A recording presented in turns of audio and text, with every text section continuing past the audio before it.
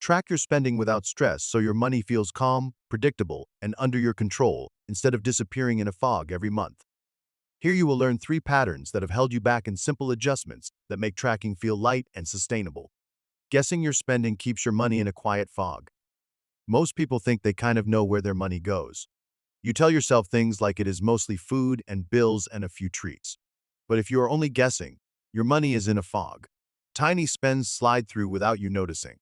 A snack here, a ride there, a small game or app. None of them feel big on their own, but together they quietly eat your paycheck.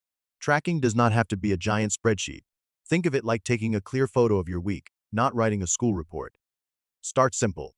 First, pick only 3 things to track for 1 week, like food, transport, and fun.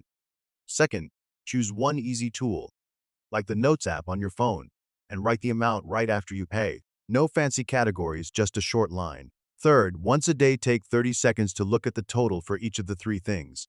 If you do this, you will stop guessing and finally see where your money actually goes without feeling overwhelmed. Treating tracking like a judgment makes you hide from your own numbers. A big reason tracking feels stressful is that it can feel like a grade on how good or bad you are with money. When you see a high number on eating out, your brain might shout you are so bad with money. That heavy feeling makes you avoid looking at your numbers at all. When you avoid looking, you spend more because nothing reminds you to slow down. Instead, think of tracking like a fitness step counter. The numbers are not there to shame you. They are just information. First, decide that your tracking is a no-blame zone. Whatever the numbers say, your only job is to notice, not to judge. Second, when you review your day, say to yourself that is interesting instead of that is terrible. For example, that is interesting. I spent more on rides today. Third, choose one tiny tweak for the next day, like taking the bus once instead of a ride share.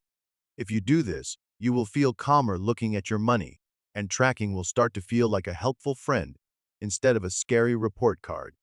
Believing you must track everything forever keeps you from starting at all. Another trap is the all or nothing belief.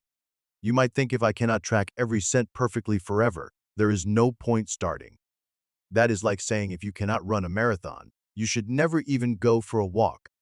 This belief keeps you stuck at 0. Meanwhile, your money life keeps running on autopilot. You can break this by treating tracking like a small experiment, not a life sentence. First, set a tiny time limit. For example, tell yourself I will track for only 7 days and then review.